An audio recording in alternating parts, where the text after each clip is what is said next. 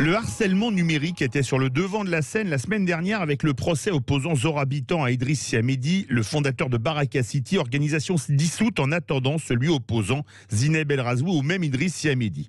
Il le sera à nouveau la semaine prochaine avec la diffusion sur France 5 d'un documentaire « Ils font bouger les lignes ». Il sera diffusé le mardi 15 décembre à 20h50 dont le sujet sera « Harcèlement en ligne, la fin de l'impunité ». Un harcèlement qui ne se fait pas que sur les réseaux sociaux et sous couvert d'anonymat, ni entre adolescents, mais également, par exemple, dans le monde du travail. Faut-il condamner plus sévèrement le harcèlement numérique? C'est le débat de la semaine sur Sud Radio. Et pour le moment, vous êtes 77,7% à dire oui. Avec nous pour en débattre, Anne-Véronique Herter, consultante du pôle management des situations humaines sensibles chez CriseUp. Elle sera dans le documentaire « Ils font bouger les lignes » mardi prochain. Bonjour Anne-Véronique. Bonjour Philippe. Et François Jost, professeur émérite à la Sorbonne Nouvelle, directeur de la revue télévision et du livre « La méchanceté en acte à l'ère numérique », publié chez CNRS Éditions. Bonjour François. Bonjour Philippe David. Allez, on va commencer avec vous Anne-Véronique, galanterie oblige. Tout d'abord, le harcèlement numérique, ça commence où pour vous? Par un commentaire négatif sur un statut ou un post? Un harcèlement numérique commence à partir du moment où on a un message qui est négatif, une répétition. En fait, dans le travail, ça peut être exactement comme un harcèlement en direct, sauf qu'il est écrit soit par SMS, soit par email, soit sur une messagerie, quelle qu'elle soit, ou alors ça peut être le cumul de tout ça. Et finalement, il suffit de deux actes pour pouvoir dire que c'est un harcèlement. Et numérique, c'est tout simplement d'utiliser un outil du quotidien. Et il commence à partir du moment où on met en souffrance un salarié. François Jost, pour vous, ça commence où le harcèlement numérique? Je sais que vous êtes un grand fan de foot, vous avez même fait la Coupe du Monde avec nous en 2018, dire moi je suis supporter du PSG, vous répondez c'est nul, c'est du harcèlement numérique ou pas? Non, c'est pas du harcèlement numérique. Le harcèlement numérique, ça suppose soit qu'il y ait d'une part des insultes, des menaces, mais surtout un caractère qu'on n'a pas souligné qui est très important, c'est que ça soit répété. C'est-à-dire qu'à la limite, si vous insultez une fois une personne, vous pouvez vous en plaindre, mais le harcèlement existe à partir du moment où vous devenez une cible de menaces qui sont répétées. Et c'est évidemment la difficulté d'aller contre ce harcèlement, parce que quand vous avez la pauvre lycéenne, par exemple, qui avait contenu des propos qui ont été condamnés par des dizaines de milliers de gens, Mila, ça se déverse complètement. Mila, oui, ça se déverse véritablement sur la personne, et c'est là qu'il y a harcèlement. Alors justement, Anne-Véronique Herter, on parle beaucoup, et François Jost vient d'en parler, du harcèlement sur les ados. Ça a conduit dans le cas de Mila à des menaces de mort, ça a conduit à des suicides dans le passé et même plus récemment. Ça ne concerne malheureusement, oui, ça ne concerne malheureusement pas que les adolescents, le harcèlement numérique. Non, ça concerne tout le monde et dans le milieu du travail également. Alors, on parle des réseaux sociaux, effectivement, de la vindicte populaire aussi, qui peut harceler une personne. C'est-à-dire qu'on a dans le cadre du travail, et on l'a vu aussi récemment, des personnes qui peuvent être accusées de harcèlement. Mais ça reste une présomption. Il n'y a qu'un juge qui peut dire qu'il y a harcèlement.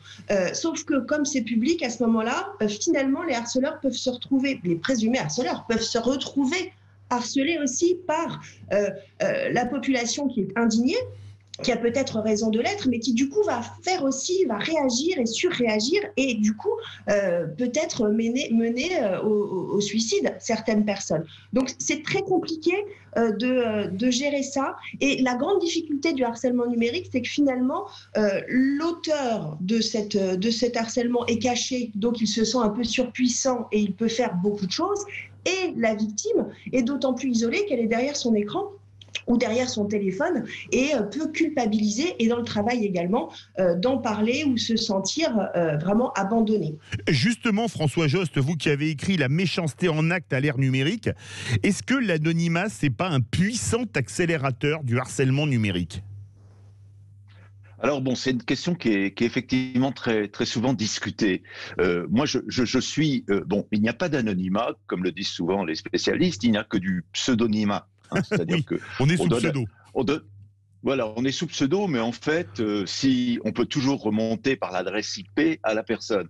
Le problème, c'est que comment remonter à la personne, si vous voulez, si on n'est pas, ça coûte cher. Si on n'a pas avec soi des moyens, des avocats, etc., c'est très difficile de lutter soi-même contre le harcèlement.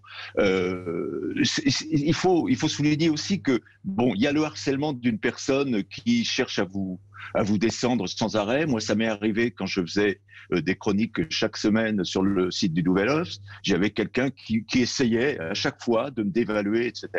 Bon, ça peut s'arranger avec le modérateur, etc. Mais ce qui est plus grave, c'est que c'est le harcèlement en meute, si vous voulez. La haine ne fonctionne véritablement, je le répète souvent, mais la haine, ça vient de hassen en allemand, ça veut dire chasser. Et le harcèlement, c'est un petit peu, il faut y avoir cette image de meute numérique comme d'un animal qui est poursuivi par énormément de chasseurs et qui est acculé enfin, qui est tué finalement. Donc c'est ça la difficulté, c'est comment ça fait boule de neige. Effectivement. Alors justement, on parlait de l'anonymat, Véronique Herter, mais ça se passe parfois à visage complètement découvert, et vous l'avez vécu, vous en parlez dans le documentaire qui sera diffusé mardi 15, donc après-demain sur France 5 à 20h50, harcèlement en ligne, la fin de l'impunité. Vous l'avez connu dans le monde du travail, et là, il n'y a pas d'anonymat, c'est carrément le collègue, la collègue ou le supérieur hiérarchique. Oui, tout à fait. Il n'y a pas d'anonymat parce que c'est exactement comme un harcèlement direct. Ça va être des injonctions paradoxales, ça va être une sursollicitation en envoyant des messages, des SMS, des emails le matin, le soir, le week-end, pendant les vacances, et le cumul aussi de passer un appel, d'envoyer un SMS, d'envoyer un email en même temps pour demander la même chose. Donc une sorte de pression incessante qui augmente le stress. Ça peut être aussi des messages qui vont être soit très difficiles à lire, qui vont être assez vindicatifs ou qui vont et en parallèle sur le même sujet un message très positif. Donc c'est à chaque fois un peu le chaud ou le froid. Et puis il peut y avoir des humiliations sous le couvert d'une hiérarchie ou d'une demande d'une mission ou d'un travail. Justement, François Jost, vous qui êtes au CNRS, est-ce qu'on assiste de plus en plus à du harcèlement, mais là c'est un visage totalement découvert, numérique, comme le rappelait Anne-Véronique, pas seulement sur des réseaux sociaux, mais par des mails, des SMS, dans le monde du travail, le monde de l'entreprise? Alors, je rectifie, je suis professeur émérite à la Sorbonne Nouvelle, je suis pas au CNRS. Absolument, pardon. J'ai publié mais vous publiez chez CNRS Éditions, pardon, autant pour moi. Pardon, votre question c'était, pardon. C'était aujourd'hui, par exemple, le harcèlement, il se fait à visage découvert. Est-ce qu'avec toutes les nouvelles technologies, c'est de plus en plus fréquent dans le monde du travail de harceler les gens par un coup de SMS, de mail, et avec même des injonctions paradoxales. Fais pas ci, fais pas ça, ou fais ci, fais ça. Oui, alors le problème en plus, c'est que quand c'est sur la correspondance privée, si vous voulez, c'est beaucoup plus difficile de lutter contre le harcèlement. Il y a une plateforme importante qui s'appelle Pharos, qui est auprès de laquelle on peut porter plainte quand il y a des insultes racistes, homophobes, etc. En revanche, il ne s'occupe pas des affaires privées. Là, il faut directement aller à la police et donc porter plainte à la police. Donc, c'est quand même des opérations assez lourdes, je veux dire, c'est pas facile. Et donc, le harceleur sait que souvent, il est malgré tout en toute impunité, si vous voulez, parce que c'est une démarche très lourde d'aller lutter dans un courrier privé contre quelqu'un, etc. Donc, effectivement, c'est facilité par tous ces SMS, mails, tweets, etc. Et justement, quel rôle peuvent jouer les plateformes, Anne-Véronique Herter? Parce que là, ça revient également... plateforme pour les réseaux sociaux, mais dans le monde du travail, par exemple, la direction peut voir ce type de mail ou peut voir sur les relevés téléphoniques le harcèlement, les SMS à 4h du matin ou le dimanche à 10h. Comment est-ce qu'on peut faire? Alors, la première pour s'en protéger, bien sûr.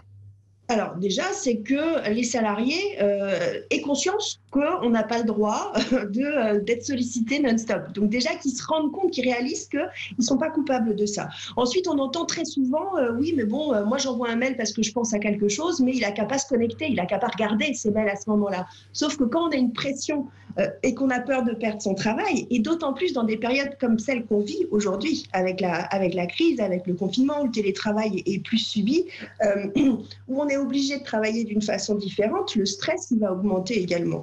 Donc la première chose, c'est vraiment d'avoir conscience qu'on peut en parler. Et ensuite, l'entreprise est évidemment responsable. Santé, sécurité, il doit faire en sorte que ses collaborateurs, que ce soit en direct ou numériquement, ne soient pas harcelés. Donc, soit ils ont une prévention qui est bien faite et des managers qui sont bien formés et qui savent qu'ils ne peuvent pas faire n'importe quoi, soit à ce moment-là, le salarié doit en parler au délégué du personnel ou à ses collaborateurs, à son médecin, à sa direction. François Jost, hors belle interne, sur les réseaux sociaux, entre autres, est-ce que les plateformes jouent leur rôle ? Il faut savoir quand même que quand on est harcelé, la première chose à faire, effectivement, c'est d'essayer d'y mettre fin. Et pour essayer d'y mettre fin, on peut contacter les réseaux sociaux. J'ai refait moi-même hier l'opération sur Twitter. Il suffit d'aller sur le profil de la personne qui a mis le message et là on trouve un bouton sur lequel on clique qui s'appelle signaler. Oui. Et donc on signale à Twitter qu'il y a quelque chose de malveillant. Et eux doivent répondre très rapidement. C'est pareil sur Facebook. Je l'ai déjà fait sur Facebook. L'enquête va quand même assez vite. Et ça, c'est vraiment la première chose à faire. Après, si on veut aller plus loin, il y a évidemment porter plainte à la police. Mais après, faut voir si ça réagit et si c'est suivi des faits. Allez, question pour vous. Faut-il condamner plus sévèrement le harcèlement numérique ? En 10 secondes, Anne-Véronique Carter, oui ou non ? Oui, mais surtout, il faut en avoir conscience que ça existe. Vraiment, et dans le travail, parce qu'on sait que ça existe à l'école, on sait que ça existe partout, mais dans le travail aussi, donc il faut vraiment qu'il y ait une vigilance là-dessus. Et pour vous, François Jost ? Moi, je vous dirais qu'actuellement, on peut avoir 1 an d'emprisonnement pour harcèlement et 15 000 € d'amende, que c'est aggravé quand c'est sur un mineur. Donc, je ne peux pas vous dire si c'est trop ou pas assez parce que je ne suis pas juriste, mais enfin, c'est quand même, ça existe, c'est conséquent. Eh bien, merci à tous les deux, vous êtes 78,5% à dire oui, il faut condamner plus sévèrement le harcèlement numérique sur Twitter.